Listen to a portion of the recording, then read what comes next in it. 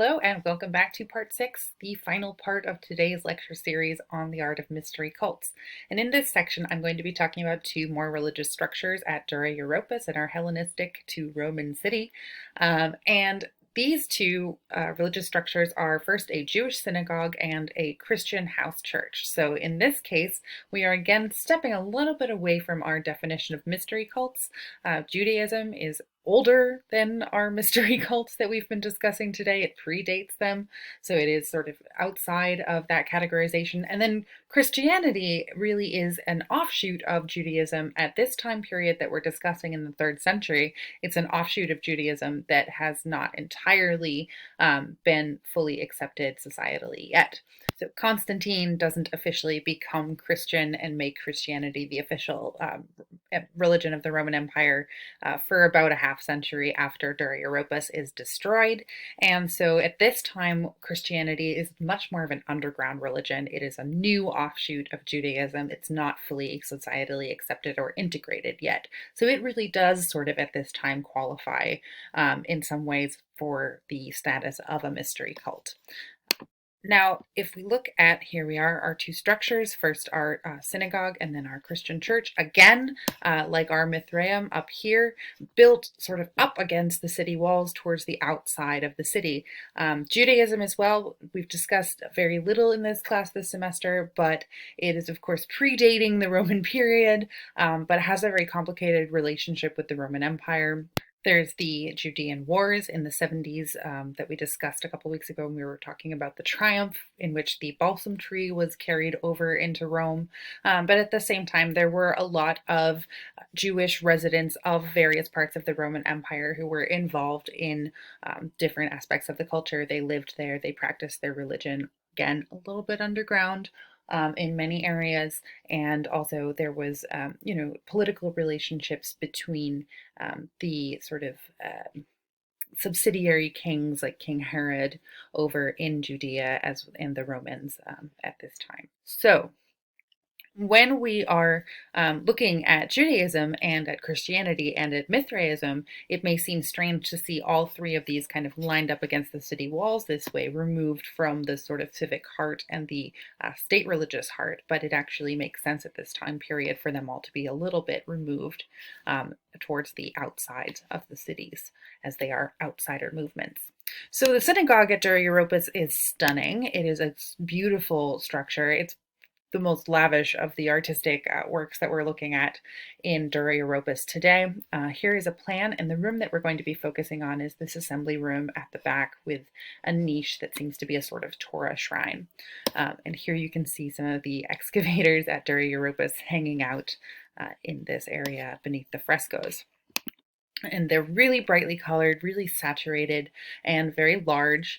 As you can see here, we have a lot of scenes in a sort of grid-like pattern of registers, not always evenly spaced, so the spacing can be extended or shrunk a little bit if more of the story needs to be told.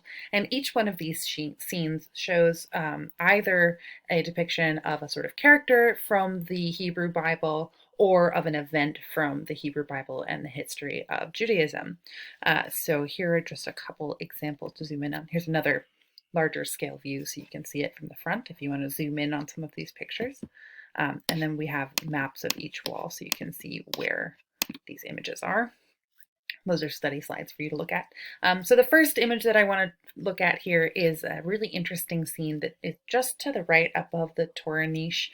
And here we have a scene of the sacrifice of Isaac from the Old Testament. So God is testing Abraham and asks him to sacrifice his son on the altar. And Abraham does this because he is very obedient to God. And then God, of course, intervenes at the last moment, stops that from happening, and praises Abraham for his duty and dutiful obedience to this higher power. So here we can see Abraham himself sitting here from the back, holding this knife in his hand. We have an altar and the son, Isaac, here laid out over the altar. And then we have up here the hand of God coming out of the sky, sort of reaching out, showing what's going to happen. And below we have, of course, this Lamb of God and a bush as well, from which the voice of God speaks. So we have various elements of this scene sort of shown together. Again, it is more important to show the sort of narrative progression of the scene, different things happening at once. We have the approach of the father towards the son. We have the altar, which is sort of already on fire. So the son is on top of it. We have that scene of crisis going on at the same time. And then we have the resolution of that crisis, or the promised resolution of that crisis, represented by the hand of God coming from heaven as well. The spatial organization here in perspective, right, is sort of set aside largely. We have a sort of hierarchy of scale. God is larger, of course, just a hand here that's almost as large as Isaac's entire body. And this sort of interest in making sure that the whole narrative is legible and that we can recognize these characters, what's going to happen, and see the sort of arc of the story resolve itself in promise of God saving Isaac and also helping Abraham here. In our next scene that I want to look at, we see the consecration of the tabernacle and the high priest Aaron, the brother of Moses from the Old Testament. And in some scholarly sources, I've heard this referred to as the first temple and some as the second, so it's not quite clear to me.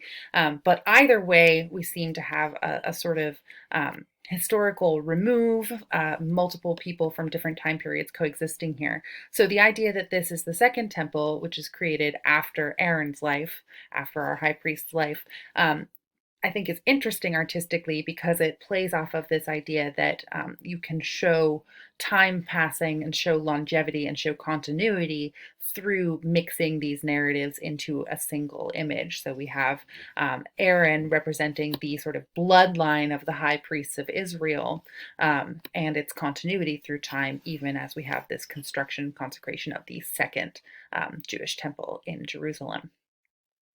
The next image that I want to show you briefly here, I think is my favorite. This is the scene from Exodus where we have the parting of the Red Sea and Moses leading the Israelites out of Egypt.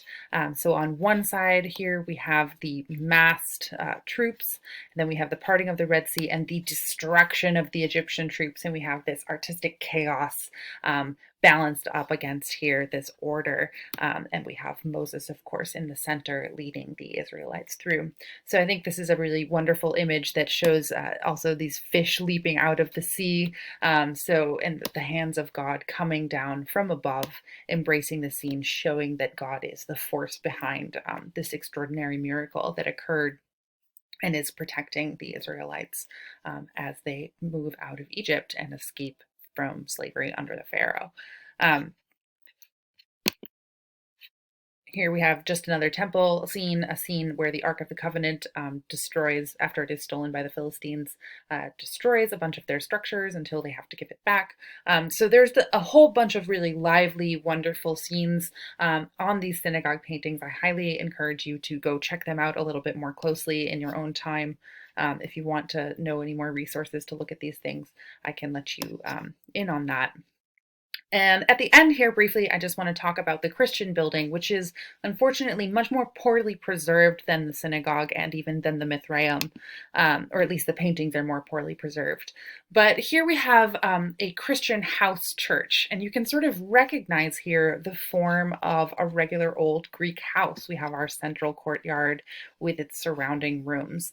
And as I mentioned before, Christianity at this time period is this sort of new offshoot of Judaism, not fully integrated yet, not a doesn't have a very strong sort of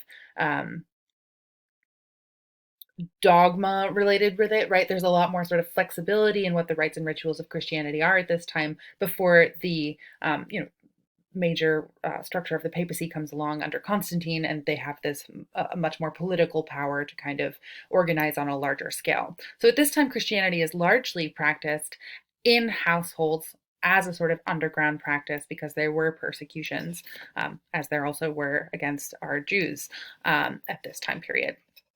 So Christianity was a communal dining service that occurred in the household to sort of reenact this Last Supper, to reenact the sacrifice of Jesus. And in order to do this, it was also the earliest churches seem to have been inside households and modified from households. So what we see at Dura Europos is the oldest known house church.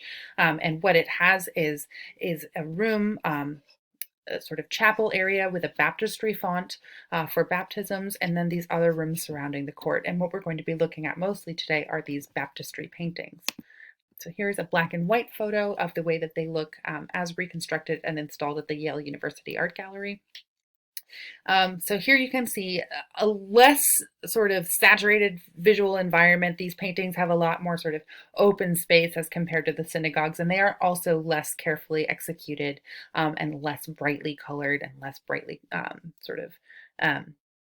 less all-encompassing visually when you walk into the space. Nonetheless, we have wall frescoes again here displaying various scenes from the life of Christ as well as the Old Testament, again emphasizing that sort of connection to Judaism at this time.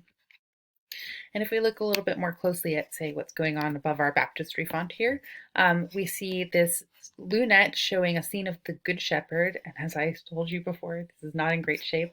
If you zoom in on the drawing here, you can actually see it a bit better. But we have a shepherd carrying a sheep with a flock of sheep. So this is that Good Shepherd, that image of Christ as the shepherd of men, God as the sort of shepherd looking over the flock. And then down below, we have a very tiny image of Adam and Eve that we'll look at in a second. So here's a reconstruction drawing that's a bit clearer. So we have our Good Shepherd carrying a sheep. This may remind you even of our Kouros, calf bearer, all the way back in archaic Athens. That is not quite a coincidence. And then also Attis, often this Good Shepherd motif draws on the iconography of the shepherd boy Attis as well. So you can see the very similar posture in this Christian, Romano-Christian, Christian-Roman statue here, this statue of Attis, and then also the pose of our Good Shepherd in our Dura Europos frescoes. Below we have Adam and Eve in the Garden of Eden. This is just a tracing of that drawing. So we have them covering themselves at the tree of the knowledge of eating the fruit of the knowledge of good and evil. Below them we have the snake as well. So this tiny little schematic Old Testament image stuck into this larger scheme with a sort of New Testament image in it. We also have images of Christ's miracles. Here's this larger wall, and here we can see Christ healing the paralytics, and then Christ and Peter walking on water. Here's their boat, and they have exited onto the water. And this is in a register above the scene of three Marys at the tomb of Jesus. And it is almost Easter, so you can see that this is imagery pertaining to Jesus rising from the dead after his sacrifice on the cross after 3 days, which aligns with Easter. So here are just some more details of these for you to look at on your own time. Here's an up-close image of one of the earliest depictions of Jesus that we have, walking on water and holding out his hand to Peter, one of his disciples. Other images as well. And then I have a few slides just of different objects that were discovered inside this Christian church building, not all of which pertain directly to Christianity, which I think is interesting in and of itself. This is another Old Testament scene that you can look at on your own time. And I just want to close by saying that I think it's really interesting that a place like Dura Europos becomes this sort of focus of multiple religious practices occurring simultaneously. And I think it's an interesting metaphor for the way that religion is approached by the Roman world in general, right? There is an interesting flexibility where sometimes the state feels that it is necessary to embrace or reject these various religions coming from different parts of the world, but usually there is something of an impulse to kind of adapt and bring in all these different perspectives and make them work together. We see a lot of syncretic gods. We see a lot of gods that put together attributes from other gods and cobble them into a new figure. We see a lot of these mystery cults grow up alongside the state religion as well. So that's all I have to say about that. And for next week's class, I want you to find something and bring it. Next week, we're talking about classical reception. So I want you to find some sort of contemporary piece of media that relates to classical art in some way and share it with the class in preparation for next week. And with that, I hope you all have a wonderful week. And I'm really looking forward to our final meeting next week. And I hope you're all doing well.